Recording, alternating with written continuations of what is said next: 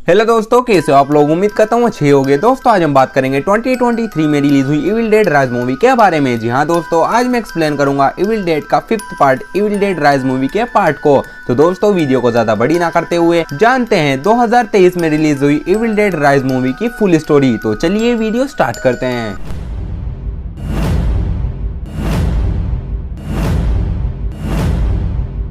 दोस्तों evil dead rise movie की शुरुआत होती है 3 लोगों से, जिसमें एक लड़का होता है कैलेब और 2 लड़कियां होती है जिनका नाम होता है जेसिका और टेरेसा। और ये तीनों एक जंगल में वेकेशन मनाने के लिए आते हैं, लेकिन इनमें जेसिका की तबीयत कुछ ठीक नहीं होती और इसीलिए टेरेसा जेसिका का हाल पूछने के लिए उसके रूम में जाती है ताकि वो देख सके जेसिका ठीक है या नहीं। और जब वो उसके रूम में जाती है तो उसे जेसिका जमीन पर पड़ी हुई नजर आती है और फिर टेरेसा उसके करीब आ जाती है और उसे हिलाने लगती है, लेकिन तभी टेरेसा जेसिका के बाल पकड़कर उसके सर से अलग कर देती है और फिर टेरेसा जेसिका से बचकर कैलेब के पास आ जाती है और तभी वहां जेसिका भी आ जाती है और एक चीज से खुद को मारकर पानी में गिरा देती है। और ये देखकर कैलेब टेरेसा को बचाने के लिए पानी में कूद जाता है, लेकिन पानी के अंदर जेसिका कैलेब का सर धड़ से अलग कर देती है और उस पानी से निकलकर उड़ने लगती है। और फिर हमें इस मूवी की मेन स्टोरी दिखाई जाती है, जहां हमें बेथ नाम की एक लड़की दिखाई जाती है जो कि बाथरूम में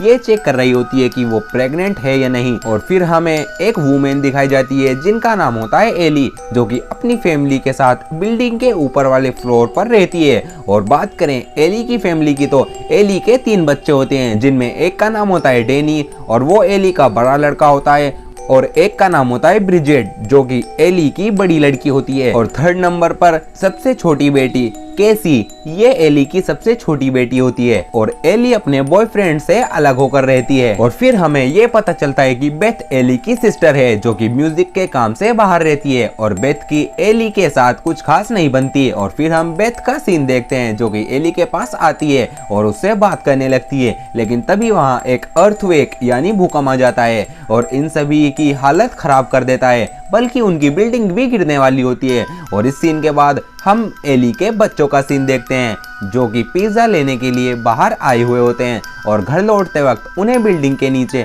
एक बहुत बड़ा हॉल नजर आता है और वो तीनों उस हॉल के अंदर चले जाते हैं और वहां रखी हर चीज को चेक करने लगते हैं। और तभी डेनी को वहां एक रेडियो मिलता है और एक बुक भी, और डेनी उस बुक को लेकर अपने रूम में जाने लगता है, लेकिन उसकी सिस्टर उसे मना करती है, लेकिन वो उसकी बात नहीं सुनता और उन दोनों चीजों को लेकर अपने रूम में आ जाता है। और घर लाकर वो उस बुक को खोलने की कोशिश करता है, लेकिन वो बुक उससे नहीं खुलती और उस बुक को खोलने के चक्कर में डेनी के हाथ से खून निकल जाता है और डेनी के खून की एक बूंद उस बुक पर गिरते ही वो बुक खुल जाती है और उस बुक के अंदर बहुत ही भयानक क्रिएचर्स की फोटो होती है। और फिर डेनी उस रेडियो को भी सुनने लगता है और उसकी सिस्टर फिर से उसे मना करती है, लेकिन डेनी उसे सुनता रहता है। और जब डेनी उस बुक को पढ़ता है तो उस बुक के अंदर हॉरर एक्टिविटी होने लगती है और फिर उस बुक से एक हॉरर चीज आजाद हो जाती है और एक ऐसी बॉडी को ढूंढने लगती है जिसमें वो समा जाए। और फिर हम एली का सीन देखते हैं जो कि लिफ्ट से नीचे आ रही होती है, लेकिन तभी वो हॉरर एक्टिविटी एली के अंदर कन्वर्ट होने लगती है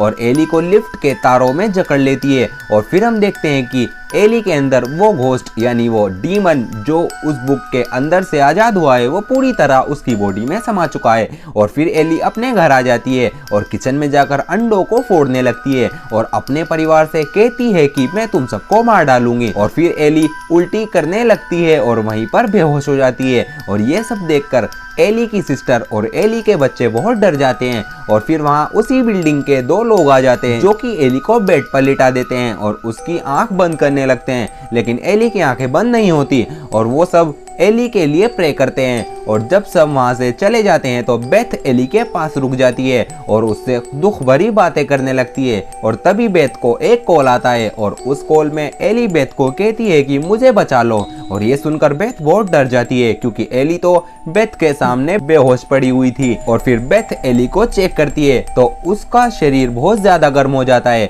और फिर बेथ एली को एक बार टब में लिटा देती है ताकि एली का शरीर थोड़ा ठंडा हो जाए। और जब बेथ एली को टब में लिटाती है तो एली के अंदर का वो शैतान एकदम से हॉरर एक्टिविटी करने लगता है और एली की बॉडी के साथ उस रूम की छत पर चढ़ जाता है और जोर जोर से चीखने चिल्लाने लगता है। और वो इतनी जोर से चिल्लाता है कि उनके घर के सभी शीशे टूटने लगते हैं। और फिर एली अपनी फैमिली पर हमला कर देती है और बेथ के हाथों पर चाकू मार देती है। और फिर एली एक नोकीली चीज से ब्रिजिट के आंखों में देने ही वाली होती है, लेकिन तभी डैनी एली के सर पर एक चीज से हमला कर देता है।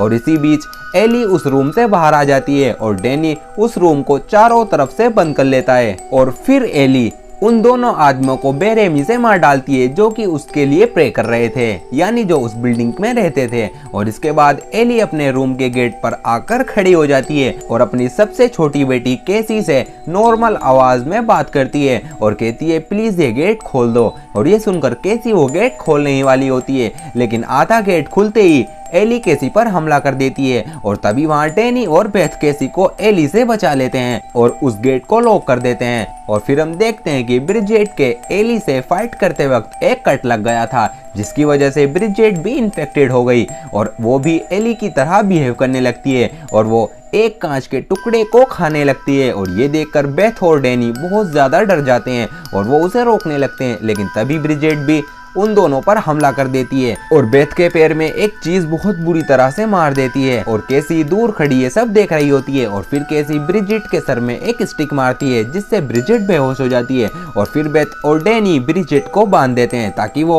होश में आने पर उन पर हमला ना करे। और फिर डैनी बेथ से कहता है कि ये सब मेरी गलती है क्योंकि मैंने ही उस रेडियो और उस बुक को पढ़ा और सुना और तभी से ये डीमन आजाद हुआ। और ये बात सुनकर बेथ उस रेडियो को सुनने लगती है ताकि वो उस डीमन को मारने का तरीका जान सके। और फिर हम एली का सीन देखते हैं जो कि एक कैट को एक छोटी सी जगह से उस रूम के अंदर जाते हुए देख लेती है और वहीं से एली भी उस रूम के अंदर जाने लगती है। और फिर हम ब्रिजेट को देखते हैं जो कि उन सभी रस्सियों को खोल देती है जिनसे डैनी और बेथ ने उसे बांधा था। और खुलते ही ब्रिजेट डैनी को पूरी तरह घायल कर देती है और ऊपर से उसके ऊपर उल्टी कर देती है। और जब ब्रिजेट डैनी को मारने ही वाली होती है तो डैनी एक फायर स्प्रे से ब्रिजेट को पूरी तरह जला देता है और ये समझ जाता है कि अब वो नहीं बचेगा और वो भी उन्हीं की तरह डीमन बन जाएगा। और फिर हम बेथ का सीन देखते हैं जो कि रेडियो सुन रही होती है और वहीं पर एली बेथ के पीछे आकर खड़ी हो जाती है। और जब बेथ पीछे मुड़कर देखती है तो एली बेथ पर हमला कर देती है और उसे मारने ही वाली होती है, लेकिन तभी वहाँ केसी आ जाती है और बेथ के हाथ में एक सीजर दे देती है और बेथ वो सीजर एली की नाक में घुसा देती है। और फिर बेथ केसी को लेकर वहाँ से जाने लगती है, लेकिन जब बेथ लिफ्ट का बटन दबाती है तो लिफ्ट काम नहीं करती और दूसरी तरफा सीढ़ियों से भी नीचे जाने वाला रास्ता टूट चुका होता है और वो दोनों वहाँ फंस जाते हैं। और फिर हम देखते हैं कि जिन लोगों को एली ने मारा था वो सब एली के पेट को फाड़कर उसके अंदर घुसने लगते हैं और वो सब लोग उसके अंदर घुस जाते हैं। और ये होने के बाद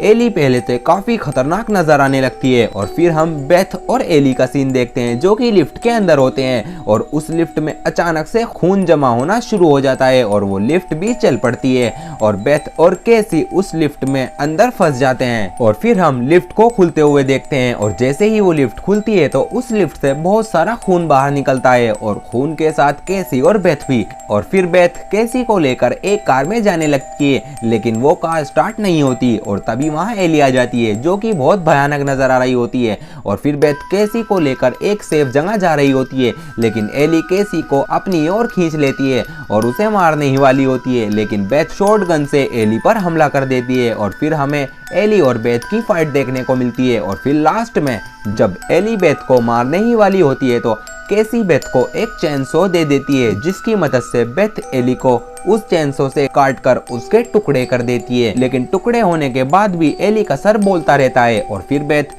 एली की बॉडी पार्ट्स को और उसके सर को चैनसो में फेंक देती है और फिर वो दोनों वहां से एक कार को लेकर चले जाते हैं। और इस सीन के बाद हमें स्टार्टिंग वाला सीन दिखाया जाता है जहां जेसिका भी वही हॉरर एक्टिविटी कर रही थी जैसे कि एली ने की। और फिर हमें ये पता चलता है कि जेसिका भी उसी बिल्डिंग के फ्लोर पर कहीं रहती थी और इस सब के बाद जेसिका टेरेसा के साथ वेकेशन पर जाने वाली थी, लेकिन उससे पहले उसने वो खून देख लिया जिसकी वजह से उसके अंदर भी वो डीमन आ गया और इसीलिए उसने भी अपने पार्टनर्स को मार दिया। और ये सब जेसिका के साथ एली की दुर्घटना के बाद हुआ, यानी कि एली के अंदर का वो डीमन जो कि अब जेसिका में आ गया है वो अब भी मरा नहीं, यानी कि हमें इस मूवी का नेक्स्ट पार्ट देखने को मिल सकता है और यहीं पर इस मूवी का एंड हो जाता है। तो दोस्तों ये थी इविल डेड राइज मूवी की फुल स्टोरी। तो आई होप कि आपको वीडियो अच्छी लगी होगी। अगर आपको वीडियो पसंद आई हो तो लाइक करें और चैनल को सब्सक्राइब करें और बेल के आइकन कॉल पर प्रेस करना ना भूलें। तो मिलते हैं आपसे अगली वीडियो में।